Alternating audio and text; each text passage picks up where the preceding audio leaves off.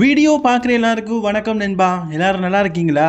WW பார்த்தீங்கன்னா இந்த வருஷம் நைட் ஆஃப் சாம்பியன் பேப்பரிவுக்கு சிஎம் பாங் வெர்சஸ் ஜான் சீனா.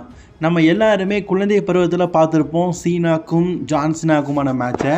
அதை மீண்டும் பார்க்க மாட்டாமா அப்படிங்கிற கடைசி என்ன இருந்தது, அந்த மேட்சை ஃபைனலி டபிள்யூபிள்யூ கன்ஃபார்ம் பண்ணிட்டாங்க. உண்மையிலேயே இந்த மேட்ச் ஃபேன்ஸுக்கு பிடிக்கவே இல்லை. அதுக்கான காரணம் என்ன அண்ட் இன்னொரு முக்கியமான விஷயத்தையும் சேர்த்து தான் இந்த வீடியோவில் பார்க்க போகிறோம். மறக்காமல் ஃபஸ்ட் டைம் ரெஸ்லிங் கிங் தமிழுக்கு வந்திருக்கோங்க, சப்ஸ்கிரைப் பண்ணி பெல் ஐகானை கிளிக் பண்ணி வச்சுக்கோங்க. தினமும் இப்போ ரெஸ்லிங் செய்யல தமிழில் தெரிஞ்சுக்கோங்க. மறக்காமல் லைக் பண்ணிக்கோங்க நண்பா. உங்களோட ஒவ்வொரு லைக்கும் அடுத்தடுத்த நண்பர்களை உருவாக்குறதுக்கு பெரிய ஹெல்ப்ஃபுல்லாக இருக்கும். First of all John Cena இந்த வாரம் ரால ஒன்று பேசினது எனக்கு ரொம்ப மன திருப்தியாக இருந்ததுங்க. அதாவது என்ன சொல்லியிருந்தாருன்னா, என்னுடைய ரிட்டையர்மெண்ட் டூரில் நான் ஒரு சில மேட்சஸ்லாம் ஆட போகிறேன். அதில் ஆல்ரெடி என் கூட சண்டை போட்டு, அதாவது இந்த 2025 மட்டும் தான் மென்ஷன் பண்ணார். 2025 என் கூட மோதி தோற்று போனவங்க மீதும் என் கூட மோதணும் அப்படின்னு ஆசைப்படுறது சரி கிடையாது. ஒருத்தருக்கு ஒரு சான்ஸ் தான். ஏன்னா நான் இன்னும் வெறும் 19 அப்பியரன்ஸ் தான் கொடுக்க போகிறேன். அதில் ஒரு சில மேட்சஸ் தான் சண்டை போட மாதிரின்னு சொல்லியிருந்தார். மிஞ்சி போன ஒரு சான்ஸ்னால் இன்னொரு 6 மேட்ச் சண்டை போடுவாருங்க. அவர் சொல்கிறது கரெக்டு தான். கொடுத்த ஆப்பனண்ட்டுக்கே மீண்டும் ஆப்பர்ச்சுனிட்டி கொடுக்க முடியாது. அது உண்மையிலேயே சரியான விஷயந்தான். இப்போது நம்ம ஜான் சீனா இருக்கிறார்ல, அவர் அடுத்த சேலஞ்சராக சிஎம் பாங்க தேர்ந்தெடுத்திருக்காரு. உண்மையிலேயே இது ஒரு பிக் ரிவல்ரி. ஆக்சுவலி ராண்டி ஆர்டனுக்கும் ஜான் சீனாக்கும் பழைய காலத்து பகைகள் அப்படின்னு சொல்லி பார்க்கும்போது நிறைய இருந்தது. அதனால தான் பேக்லாஷில் அந்த மேட்ச் ஒர்த்தாக இருந்தது. இப்போது அதே மாதிரியான ஒர்த்தை தான் இப்போது டபிள்யூடபிள்யூ பார்த்தீங்கன்னா நைட் ஆஃப் சாம்பியனில் கொடுக்க போகிறாங்க.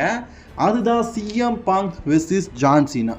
ஆக்சுவலி நீங்கள் எல்லோரும் இந்த டிவியில் பார்த்தீங்களா? எங்கப்பா டிவியில் பார்க்குறது? நெட்ஃப்ளிக்ஸ்னு நம்ம ஒரு கேபிள் டிவி வச்சுருக்காங்களான்னு கேட்டிங்கன்னா, நெட்ஃப்ளிக்ஸுக்குன்னு தனியாக டிவி இருக்குது. அது நம்ம தனியாக சப்ஸ்கிரைப் பண்ணி பார்க்கணும். அது டிஜிட்டல் டிவியில் தான் பார்க்க முடியும், இல்லாட்டா மொபைலில் பார்க்கலாம். நான் மேக்ஸிமம் பார்த்தீங்கன்னா நிறைய பேர் டபிள்யூபிள்யூ யூடியூப் சேனல்லையே ஃபுல் செக்மெண்ட்டையும் அப்லோட் பண்ணியிருக்கிறாங்க. நீங்கள் கூட பார்க்கணுன்னா டபிள்யூபிள்யூ யூடியூப் சேனலில் பாருங்கள். சிஎம் பாங் மற்றும் ஜான் சீனா பேசினா ஃபுல் செக்மெண்ட் இருக்குது அண்ட் ஒரு சில மேட்சஸ் இருக்குது. அண்ட் ட்விட்டரில் போடுறாங்க, வெப்சைட்டில் போடுறாங்க. அதிலே நம்ம பார்த்துக்கலாம். இதை தவிர்த்து நெட்ஃப்ளிக்ஸ்லேயும் பார்த்துக்கலாம். ஃப்ரீயாக வெப்சைட்டு கூட இருக்குது, ஹைலைட்ஸ் இருக்குது, இதெல்லாம் கூட பார்த்துக்கலாம். இப்போ நம்ம மேட்ருக்கு வருவோம். டபிள்யூபிள்யூ இந்த வாரம் நடக்க போகிற மண்டே நைட்டால் எனக்கு உன்னுடைய சாம்பியன்ஷிப்பாக நான் மேட்ச் வேணும். ஜான் சீனாவை பற்றி கேட்குறாரு. ஜானு, இன்றைக்கி நடக்கிற மண்டே நைட்டோட மெயின் ஈவெண்ட்டாக ஹெவி வெயிட் சாம்பியன்ஷிப் மேட்ச் நடக்குது. அதே மாதிரி எனக்கு இப்போவே இந்த இடத்துல எனக்கு அன்டிஸ்பியூட்டட் யூனிவர்சல் சாம்பியன்ஷிப் மேட்ச் தான் அப்படின்னு சொல்லும்போது ஃபேன்ஸ் மத்தியில் பயங்கரமான வரவேற்பு. ஆனால் ஜான்சன் என்ன சொல்லியிருப்பார் தெரியுமா? இந்த இடத்துல சண்டை போட வேண்டாம், நைட் ஆஃப் சாம்பியனில் போய் சண்டை போடுவோன்னு சொன்னோன்னா ஃபேன்ஸ்லாம் பூ பண்ண ஆரம்பிச்சிட்டாங்க. ஏன், எதுக்கு? ஆக்சுவலி வின்ஸ் மெக்மேன் ஒரு விஷயத்த பண்ணுவாருங்க.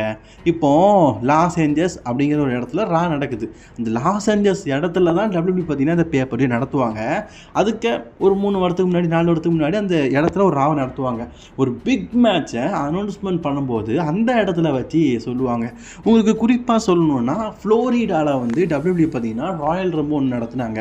அப்போது ஃப்ளோரிடாவில் தான் நம்ம ட்ரூ மேக்கின்டர் அந்த நேரத்தில் தங்கிட்டு இருக்காரு.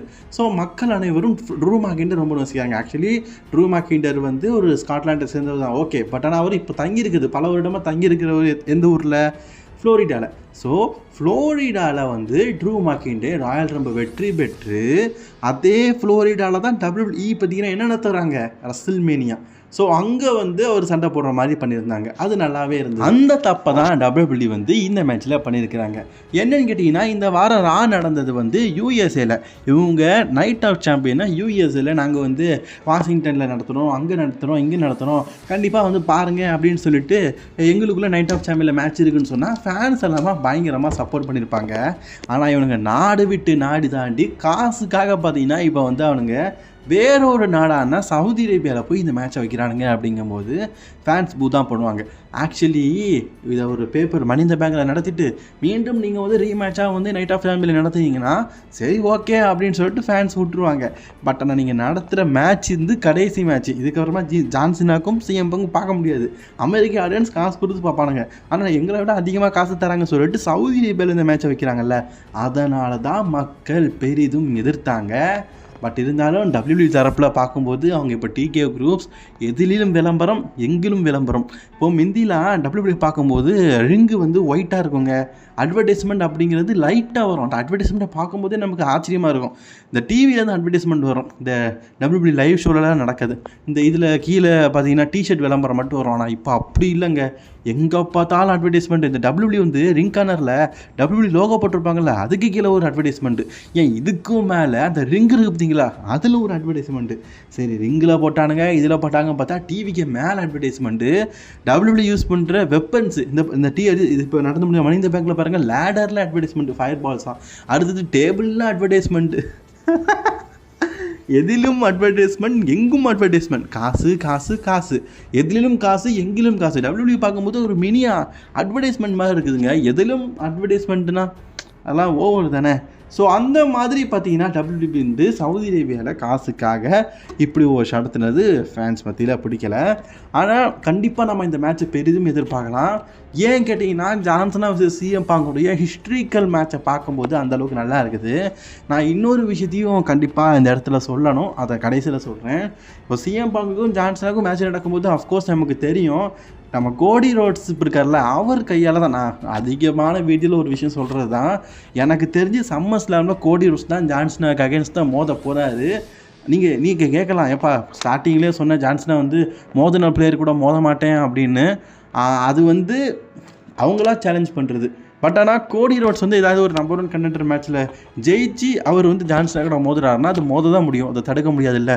ஸோ அப்படி மேபி ஏதாவது ஒன்றில் வெற்றி பெற்று ஜான்சனா கூட மோதுற மாதிரியான நிலைமைகள் கூட ஏற்படலாம். அது ஒரு புறம் இருக்கட்டு. அதனால் எனக்கு தெரிஞ்சு நைட் ஆஃப் சாம்பியனில் பெருசாக பார்த்தீங்கன்னா சேஞ்சிங் எதுவுமே இருக்காது.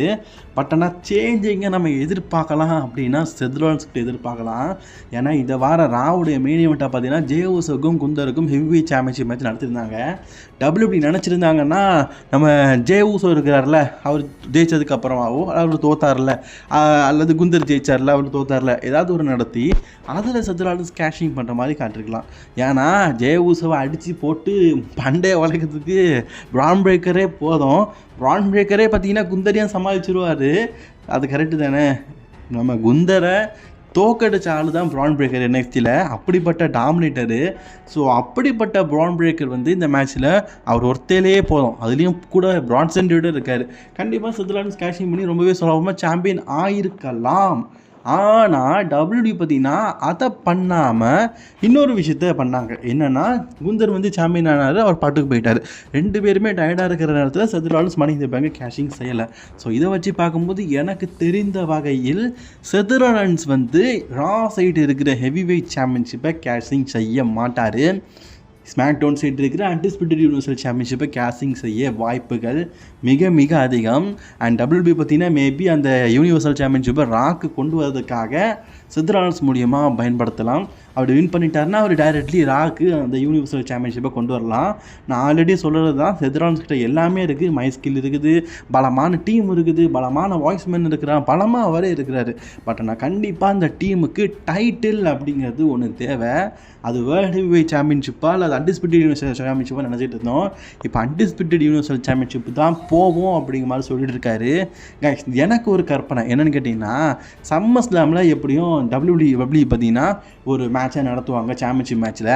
அந்த மேட்ச் முடிஞ்சதுக்கப்புறமா நம்ம செத்ரோன்ஸ் வந்து கேஷிங் பண்ணி யாராக வேணால் சாம்பியனாக இருக்கட்டும், ஜான்சனாவே சாம்பியனாக இருக்கட்டும், அந்த நேரத்தில் அவர் கேஷிங் பண்ணி அன்டிஸ்பியூட்டட் யூனிவர்சல் சாம்பியன்ஷிப்பை சம்மர் ஸ்லாமோட மெயின் ஈவெண்ட்டில் வின் பண்ணால் நல்லா இருக்கும்.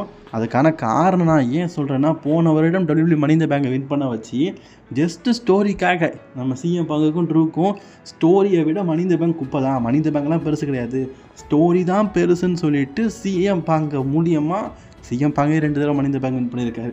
அவர் மூலியமாக பார்த்தீங்கன்னா தோக்கடிச்சு நாசக்கால் ஆக்கியிருப்பாங்க. அப்படிப்பட்ட தருணத்தை இந்த தடவை பண்ண மாட்டாங்கன்னு எதிர்பார்க்கலாம். இந்த மணி இந்த பேங்கை வச்சு பெஸ்ட்டு கேஷிங் அப்படிங்கிறத ட்ரிபிள் H பண்ணிட்டாருன்னா அதுக்கு அடுத்த வருடங்கள் நடக்கிற மணி இந்த பேங்கோட எதிர்பார்ப்பும் புதுசாக ரெஸ்லிங் பார்க்குறாங்களா அவங்களுக்கு இந்த மணி இந்த பேங்கை பற்றி தெரிஞ்சிருக்கும். ஓ செத்ரோன்ஸ் இப்படிலாம் கேஷிங் பண்ணாருன்னு சொல்லிட்டு அடுத்தடுத்த வருடங்களுக்கு அது ஒரு இன்ட்ரெஸ்டிங்காக இருக்கும். WWE எப்படி பண்ணுறாங்களான்னு வெயிட் பண்ணி பார்க்கலாம். சரி, நான் ஒரு விஷயம் கேட்குறேன். அது அந்த வீடியோட ஸ்டார்டிங்லேயே சொல்லியிருப்பேன், அந்த வீடியோட கடைசியில் சொல்கிறேன்னு. அதாவது இப்போது நைட் ஆஃப் சாம்பியனில் CM பாங்குக்கும் ஜான்சனாக்கும் சாம்பியன்ஷிப் மேட்ச் வந்து main event of the show நடக்கும் கண்டிப்பாக.